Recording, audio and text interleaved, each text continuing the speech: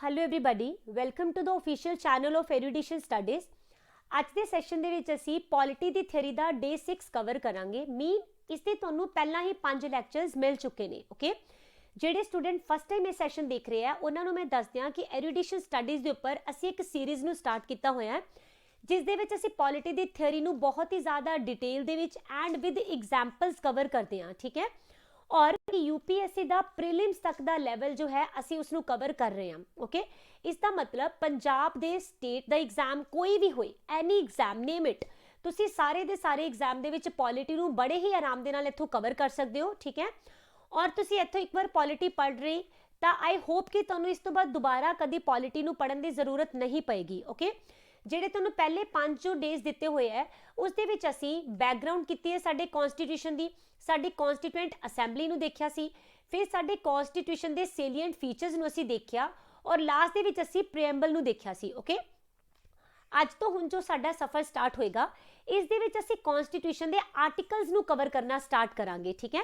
ਔਰ ਅੱਜ ਅਸੀਂ ਇਸ ਦੇ ਵਿੱਚ ਕਰਨਾ ਹੈ ਸਾਡੇ ਕਨਸਟੀਟਿਊਸ਼ਨ ਦਾ ਪਾਰਟ 1 ਔਰ ਪਾਰਟ 1 ਦੇ ਵਿੱਚ 1 ਤੋਂ ਲੈ ਕੇ 4 ਤੱਕ ਦੇ ਆਰਟੀਕਲ ਨੂੰ ਕਵਰ ਕੀਤਾ ਗਿਆ। ਠੀਕ ਹੈ, ਔਰ ਜਦੋਂ ਵੀ ਮੈਂ ਤੁਹਾਨੂੰ ਹੁਣ ਆਰਟੀਕਲਸ ਪੜਾਉਂਗੀ, ਕਨਸਟੀਟਿਊਸ਼ਨ ਪੜਾਉਂਗੀ ਤਾਂ ਮੇਰੀ ਪੂਰੀ ਟਰਾਈ ਰਹੇਗੀ ਕਿ ਮੈਂ ਇਸ ਦੇ ਨਾਲ ਨਾ ਤੁਹਾਨੂੰ ਕੇਸ ਸਟੱਡੀ ਵੀ ਕਰਵਾ ਦਿਆਂ, ਕਿਉਂਕਿ ਕੇਸ ਸਟੱਡੀ ਬਹੁਤ ਹੀ ਜ਼ਿਆਦਾ ਅੱਛੀ ਐਗਜ਼ਾਮਪਲ ਹੁੰਦੀ ਹੈ। ਠੀਕ ਹੈ, ਜਿਸ ਤਰ੍ਹਾਂ ਕਿਸੇ ਵੀ ਆਰਟੀਕਲ ਨੂੰ ਲੈ ਕੇ, ਕਿਸੇ ਵੀ ਮੇਨ ਅਮੈਂਡਮੈਂਟ ਨੂੰ ਲੈ ਕੇ, ਕਿਸੇ ਵੀ ਤਰ੍ਹਾਂ ਦੀ ਕਨਸਟੀਟਿਊਸ਼ਨ ਅਗਰੀਮੈਂਟ ਨੂੰ ਲੈ ਕੇ ਸਾਡੇ ਸੁਪਰੀਮ ਕੋਰਟ ਦੇ ਵਿੱਚ ਅਗਰ ਕੋਈ ਕੇਸ ਗਿਆ ਹੋਇਆ, ਠੀਕ ਹੈ, ਤਾਂ ਉਸ ਦਾ ਕਿਸ ਤਰ੍ਹਾਂ ਦਾ ਵਰਡਿਕਟ ਆਇਆ, ਕਿਸ ਤਰ੍ਹਾਂ ਦਾ ਫੈਸਲਾ ਆਇਆ, ਇਹ ਸਾਰਾ ਕੁਝ ਅਸੀਂ ਡਿਸਕਸ ਕਰਿਆ ਕਰਾਂਗੇ। ਓਕੇ, ਇਸ ਦੇ ਨਾਲ ਨਾ ਤੁਹਾਨੂੰ ਅੰਡਰਸਟੈਂਡਿੰਗ ਵੀ ਬਣ ਜਾਏਗੀ, ਬਿਕਾਜ਼ ਮੈਂ ਤੁਹਾਨੂੰ ਹਮੇਸ਼ਾ ਬੋਲਦੀ ਹੁੰਦੀ ਹਾਂ ਕਿ ਅਗਰ ਤੁਸੀਂ ਪੋਲਿਟੀ ਪੜ੍ਹਨੀ ਹੈ ਤਾਂ ਰੱਟਾ ਲਗਾਉਣ ਦਾ ਕੋਈ ਫਾਇਦਾ ਨਹੀਂ ਹੈਗਾ। ਰੱਟਾ ਲਗਾ ਕੇ ਤੁਹਾਡਾ ਇੱਕ ਅੱਧਾ ਦਿਨ ਤਾਂ ਚੱਲ ਜਾਏਗਾ, ਇੱਕ ਅੱਧਾ ਮਹੀਨਾ ਤਾਂ ਚੱਲ ਜਾਏਗਾ, ਬਟ ਉਸ ਤੋਂ ਬਾਅਦ ਤੁਹਾਨੂੰ ਚੀਜ਼ਾਂ ਭੁੱਲ ਜਾਣਗੀਆਂ। ਓਕੇ, ਅਗਰ ਤੁਸੀਂ ਚਾਹੁੰਦੇ ਹੋ ਲਾਈਫ ਲੌਂਗ ਤੁਹਾਨੂੰ ਯਾਦ ਰਹੇ ਤਾਂ ਚੀਜ਼ਾਂ ਨੂੰ ਅੰਡਰਸਟੈਂਡ ਕਰਨਾ ਸਟਾਰਟ ਕਰੋ, ਰੱਟਾ ਨਹੀਂ ਲਗਾਉਣਾ। ਓਕੇ, ਸਟਾਰਟ ਕਰਦੇ ਹਾਂ ਫਿਰ ਅੱਜ ਦੇ ਸੈਸ਼ਨ ਨੂੰ। ਓਕੇ,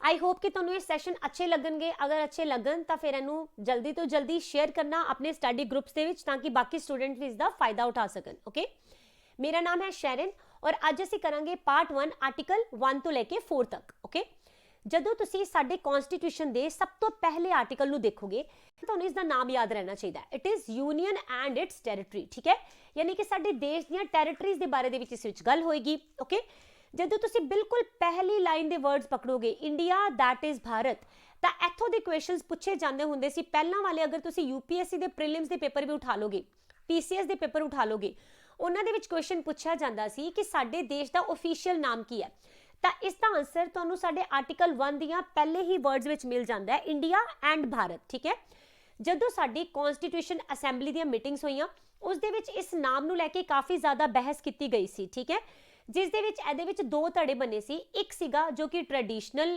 ਸੋਚ ਨੂੰ ਰੱਖਦਾ ਸੀ, ਦੂਸਰਾ ਸੀ ਥੋੜਾ ਮਾਡਰਨ। ਓਕੇ, ਟ੍ਰੈਡੀਸ਼ਨਲ ਲੋਕਾਂ ਨੇ ਬੋਲਿਆ ਕਿ ਸਾਨੂੰ ਨਾ ਇੰਡੀਆ ਦਾ ਨਾਮ ਵੀ ਟ੍ਰੈਡੀਸ਼ਨਲ ਹੀ ਜੋ ਸਾਡਾ ਹੈ ਉਹੀ ਸਾਡੇ ਕਨਸਟੀਟਿਊਸ਼ਨ 'ਚ ਸ਼ਾਮਿਲ ਕਰਨਾ ਚਾਹੀਦਾ। ਓਕੇ ਹੈ ਜੀ, ਭਾਰਤ। ਓਕੇ, ਬਟ ਮਾਡਰਨ ਲੋਕਾਂ ਨੇ ਕਿਹਾ ਮਾਡਰਨ ਨਾਮ ਚੂਜ਼ ਕਰਨਾ ਚਾਹੀਦਾ ਸਾਡੇ ਕਨਸਟੀਟਿਊਸ਼ਨ ਦੇ ਲਈ।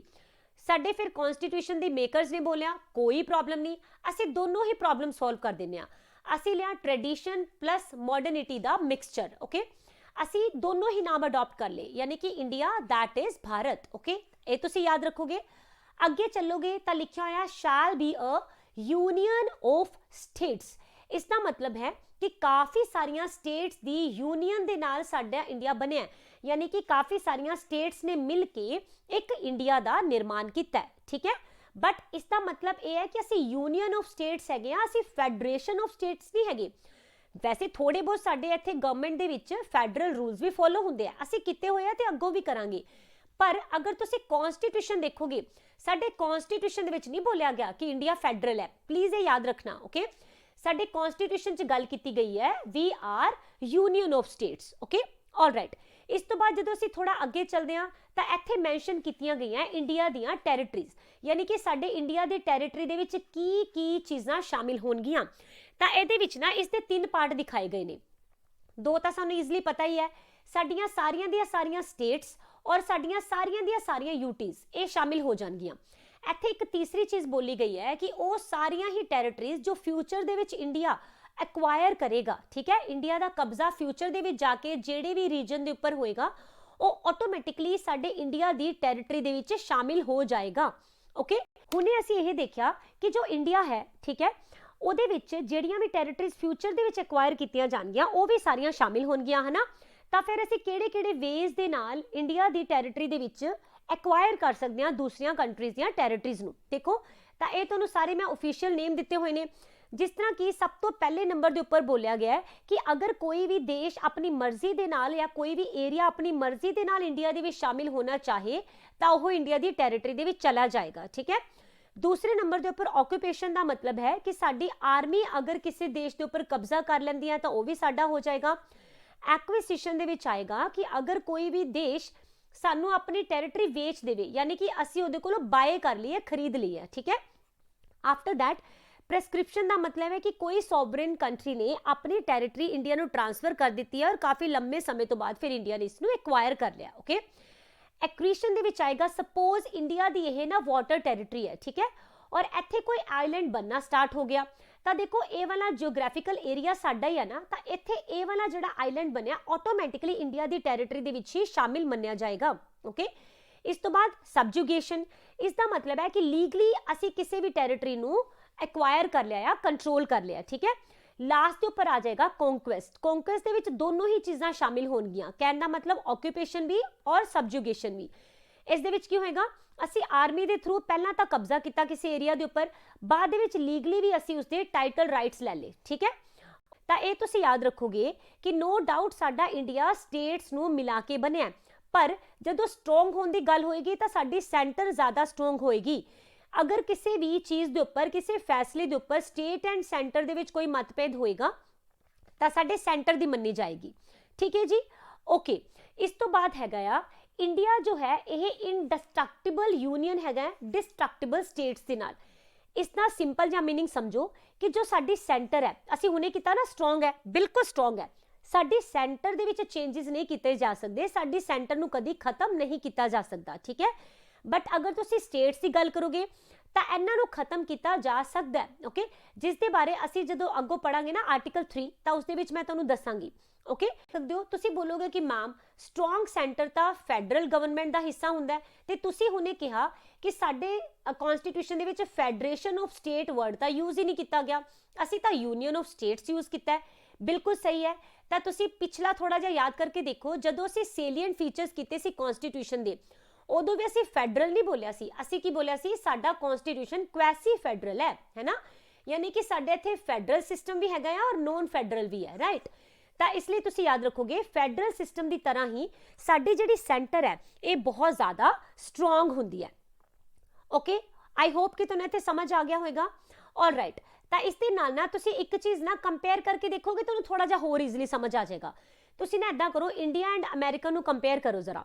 ਜਦੋਂ ਤੁਸੀਂ ਅਮਰੀਕਾ ਦੀ ਗੱਲ ਕਰੋਗੇ, ਇਸ ਨੂੰ ਜਦੋਂ ਫਾਰਮ ਕੀਤਾ ਗਿਆ ਸੀ ਤਾਂ ਇਸ ਦੀਆਂ ਸਟੇਟਸ ਨੇ ਆਪਸ ਦੇ ਵਿੱਚ ਐਗਰੀਮੈਂਟ ਸਾਈਨ ਕੀਤਾ ਸੀ, ਠੀਕ ਹੈ। ਪਰ ਇੰਡੀਆ ਦੇ ਲਈ ਐਦਾਂ ਦਾ ਕੁਝ ਵੀ ਨਹੀਂ ਹੋਇਆ ਕਿ ਸਾਡੀਆਂ ਸਟੇਟਸ ਦੇ ਕੋਲੋਂ ਬਿਲਕੁਲ ਵੀ ਪਾਵਰ ਨਹੀਂ ਹੈ ਕਿ ਉਹ ਆਪਣੀ ਮਰਜ਼ੀ ਦੇ ਨਾਲ ਇੰਡੀਆ ਨੂੰ ਲੀਵ ਕਰ ਜਾਣ, ਛੱਡ ਜਾਣ ਔਰ ਆਪਣਾ ਅਲੱਗ ਹੋ ਜਾਣ, ਠੀਕ ਹੈ। ਤੇ ਜੇ ਤੁਸੀਂ ਅਮਰੀਕਾ ਦੇਖੋਗੇ ਨਾ, ਅਮਰੀਕਾ ਦੀਆਂ ਵੀ ਸਟੇਟਸ ਛੱਡ ਤਾਂ ਨਹੀਂ ਸਕਦੀਆਂ ਯੂਨੀਅਨ ਨੂੰ, ਪਰ ਉਸ ਦੇ ਲਈ ਇਹਨਾਂ ਨੂੰ ਪ੍ਰੋਪਰ ਸਿਵਲ ਵਾਰ ਕਰਨੀ ਪਈ ਸੀ ਤਾਂ ਜਾ ਕੇ ਇਹ ਚੀਜ਼ ਡਿਸਾਈਡ ਹੋਈ ਸੀ। ਤੇ ਸਾਡੇ ਕਨਸਟੀਟਿਊਸ਼ਨ ਮੇਕਰਸ ਨੂੰ ਸਾਰਾ ਕੁਝ ਪਹਿਲਾਂ ਹੀ ਪਤਾ ਸੀ, ਰਾਈਟ। ਇਸ ਲਈ ਉਹਨਾਂ ਨੇ ਕਨਸਟੀਟਿਊਸ਼ਨ ਦੇ ਵਿੱਚ ਹੀ ਮੈਂਸ਼ਨ ਕਰ ਦਿੱਤਾ ਕਿ ਸਟੇਟਸ ਆਪਣੀ ਮਰਜ਼ੀ ਦੇ ਨਾਲ ਇੰਡੀਆ ਨੂੰ ਛੋੜ ਕੇ ਨਹੀਂ ਜਾ ਸਕਦੀਆਂ। ਓਕੇ, ਆਲਰਾਈਟ, ਅਸੀਂ ਇਸ ਤੋਂ ਪਹਿਲਾਂ ਕਿ ਆਰਟੀਕਲ 2 ਪੜ੍ਹੀਏ, ਇਹਦੇ ਵਿੱਚ ਮੈਂ ਤੁਹਾਨੂੰ ਦੋ ਐਦਾਂ ਦੇ ਕਨਸੈਪਟ ਹੈ ਜੋ ਮੈਂ ਤੁਹਾਨੂੰ ਦੱਸ ਰਹੀ ਹਾਂ, ਠੀਕ ਹੈ। ਇੱਥੇ ਨਾ ਦੋ ਵਰਡਸ ਨੇ, ਕਿਹੜੇ ਕਿਹੜੇ? ਪਹਿਲਾ ਵਰਡ ਹੈਗਾ ਜੋ ਅਸੀਂ ਹੁਣੇ ਦੇਖਿਆ, ਯੂਨੀਅਨ ਆਫ ਸਟੇਟਸ, ਠੀਕ ਹੈ। दूसरा हैगा आ टैरीटरी ऑफ इंडिया।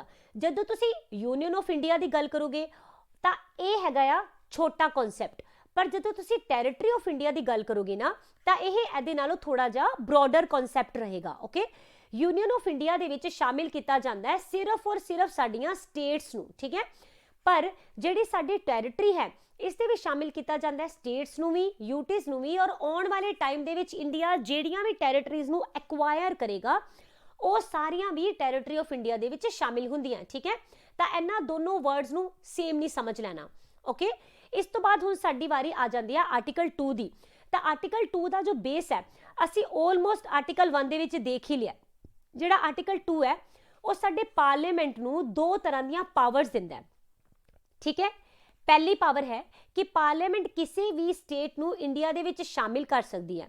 मान लो कोई एरिया है, फॉर एग्जाम्पल अगर असी पाकिस्तान ऑक्यूपाइड कश्मीर का एरिया ले लेने, ठीक है, ये वाला रीजन वैसे साडा ही है, ठीक है, ये सिर्फ एग्जाम्पल देने के लिए समझण दे लई है, ओके। तो पीओके नूं असी अगर फ्यूचर दे विच जाके एक्वायर कर लैने आ, असी इस दे उपर अपना कब्जा कर लैने आ, ठीक है, यानी कि इत्थे पहला ही पॉपूलेशन रह रही सीगी, ये पहला ही वसिया वसाया सीगा, है ना, जगह, और असी फिर इहनूं इंडिया दे विच शामिल कर लिया। यू नैवर नो, ये हो भी सकता है, राइट, ओके।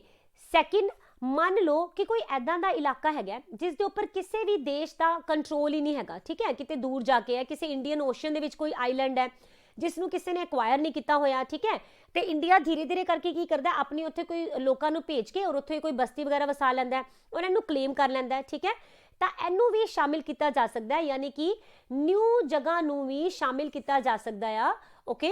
और पहला तो वसे वसाए जो एरिया है इसनू भी असी एडमिट कर सकते हैं अपनी स्टेट्स दे विच, ठीक है। तो ये सारा कुछ तुहानू आर्टिकल 2 दे विच देखण नू मिलेगा, ओके। आर्टिकल 2 एंड 3 ये आपस दे विच कदी कदी असी कन्फ्यूज हो जाते हैं, ठीक है, बट तुसी आर्टिकल 2 एंड 3 दे विच बिल्कुल कन्फ्यूज नहीं होगे। आर्टिकल 3 दे विच की बोलिया गया, एंड दे विच बोलिया गया है कि इंडिया दे विच एट प्रेजेंट जिहड़ियां स्टेट्स पहला ही शामिल है उनदे विच चेंजेस करना, ठीक है। कहने का मतलब आर्टिकल 2 दे विच तां असी नवे एरियाज नू अपने इत्थे शामिल किया सी जो पहला साडे इंडिया दा पार्ट नहीं सी, बट जदों आर्टिकल 3 की गल करोगे तो इस दे विच ओ वाले एरियाज है जो पहला ही साडियां स्टेट्स हैगे है, यानी कि पार्ट तो इंडिया दी है ना, उस दे विच अगर कोई चेंज करने हैं तो उसकी पावर भी किसदे कोल होएगी, पार्लियामेंट कोल होएगी, ठीक है। जिस तरह मान लो किसी स्टेट का नाम चेंज करना है, उसकी बाउंड्री नू चेंज करना है, एक स्टेट नू स्प्लिट करके उहदे 2 हिस्से या 3 हिस्से करके बनाने हैं, अलग स्टेट्स हो गईयां, इस दे नाल नाल किसी भी स्टेट का एरिया वधाना है या फिर एरिया घटाना है, यानी कि कुछ भी तुसी स्टेट का चेंज करना है वो सारा कुछ आर्टिकल 3 दे अंदर ही आएगा, ठीक है। हुण इत्थे आपां एग्जाम्पल किहड़ी लै सकदे हां, जिस तरह असीं एग्जाम्पल लै लैने हैं JNK दी, ठीक है, लेटेस्ट एग्जाम्पल भी है। तो देखो तुहानूं पता है JNK नूं तोड़ के Ladakh and JNK the UT बनाई गई है ना, मीन उसकी रीएडजस्टमेंट की गई, और रीएडजस्टमेंट किस आर्टिकल के अंडर हुई है, तो आर्टिकल 3 के अंडर ही हुई है, ठीक है, क्योंकि JNK असीं कितों होर थोड़ी लिया सीगा, वो तो साडा ही पार्ट सीगा, लद्दाख साडा ही तो पार्ट सी, इसलिए यह आर्टिकल 3 दे विच आया, ओके, ऑल राइट। तो हुण असीं कंडीशनस देख लैंदे हां कुछ, मान लो स्टेट्स के उपर ना असीं कोई चेंजिस करने ने, हुण इत्थे मैं स्टेट्स की गल कर रही हाँ इन केस ऑफ स्टेट्स, ठीक है, यानी कि तुसीं इत्थे यूटीज़ नूं इंक्लूड नहीं करोगे, बिकॉज यूटीज़ दे विच अगर कोई चेंजिस करने हैं तो फिर जिहड़ी सेंटर है गवर्नमेंट वो अपने आप कर सकती है, ठीक है। बट जदों तुसीं गल करदे हो स्टेट की तो इस दे लई ना शर्तां रखियां गईयां, किहड़ी-किहड़ी, 2 शर्तां। पहली चीज़ है कि पार्लीमेंट दे विच ऐदां दा जदों बिल पेश होना है उहदे तो पहलां प्रायर प्रेसिडेंट की परमिशन लैनी पेगी, उसका कंसेंट लेना पेगा, ऐस तो बिना पार्लीमेंट दे विच ओह वाला बिल पेश नहीं किया जा सकता, ठीक है, पर कदों, only in case of states, okay, right. हुण असीं देखदे हां दूसरी शर्त की है, दूसरी शर्त दे विच बोलिया गया है कि मान लो स्टेट्स की बाउंड्री है, ठीक है, या उसका नाम है, इस दे विच चेंज करना है, उस पर्टिकुलर स्टेट दे कोलों बिल एक बार तुसीं उस स्टेट दे कोलों जरूर भेजोगे, उन्होंने कहोगे कि तेरे को इन्ना टाइम है, इस पर्टिकुलर टाइम के अंडर तू की करना है, अपने कोई भी रिकमेंडेशन देनी चाहे तो दे सकती है, ठीक है। और अगर तो उस स्टेट गवर्नमेंट ने उस पर्टिकुलर टाइम पीरियड दे विच अपनी रिकमेंडेशन दे दित्तियां, वैल एंड गुड, नहीं दित्तियां तो पार्लीमेंट नूं कोई फर्क नहीं पैंदा जी, पार्लीमेंट अपना चुपचाप चेंज कर देगी जिद्दां वो चाहती सी, ठीक है।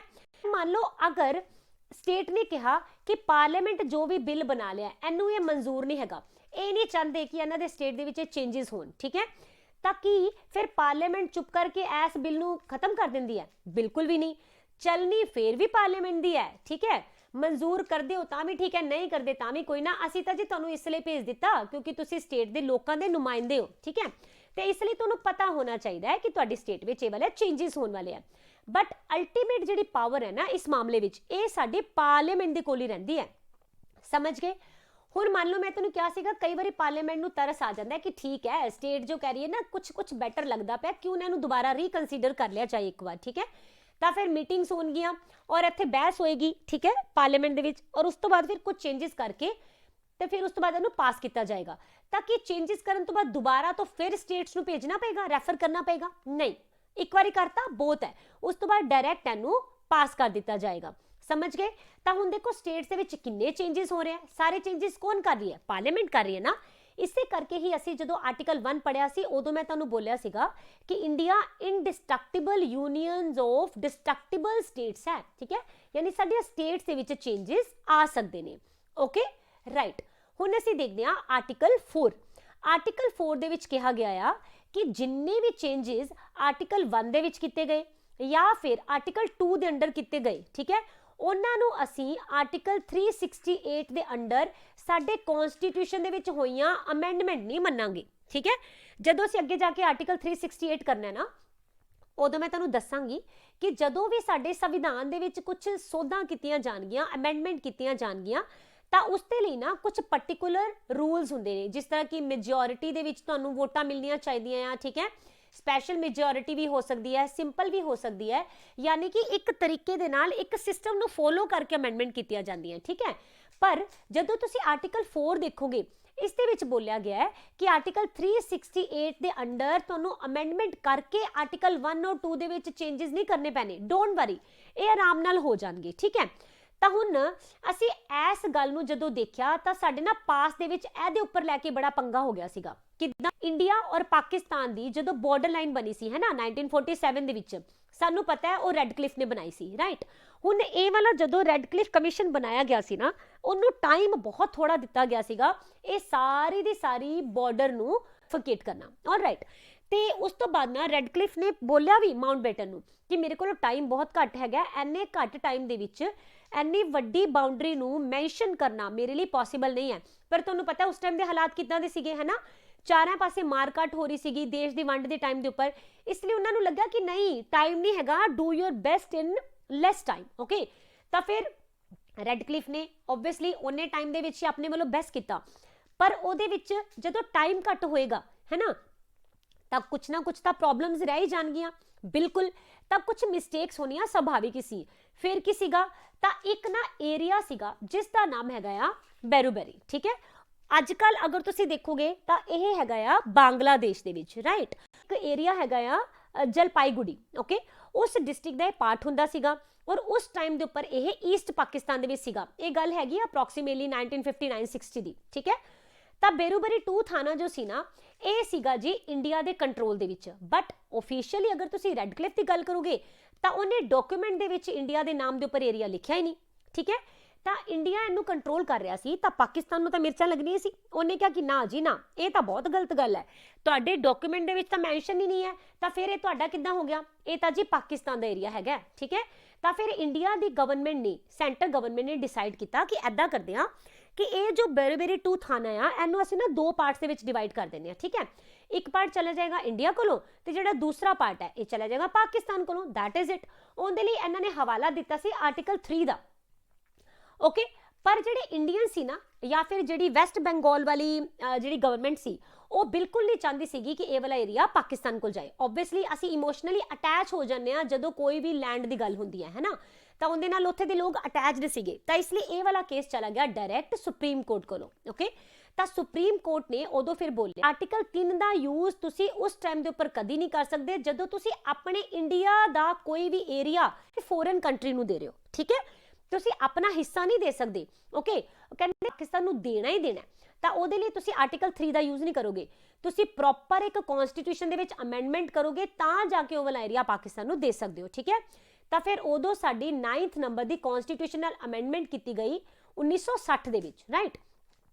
ਉਸ ਦੇ ਅੰਡਰ ਫਿਰ ਕੀ ਕੀਤਾ ਗਿਆ? ਬੇਰੂਬੇਰੀ ਦਾ ਹਾਫ ਪਾਰਟ ਜੋ ਹੈ ਇਹ ਪਾਕਿਸਤਾਨ ਨੂੰ ਦੇ ਦਿੱਤਾ ਗਿਆ, ਓਕੇ।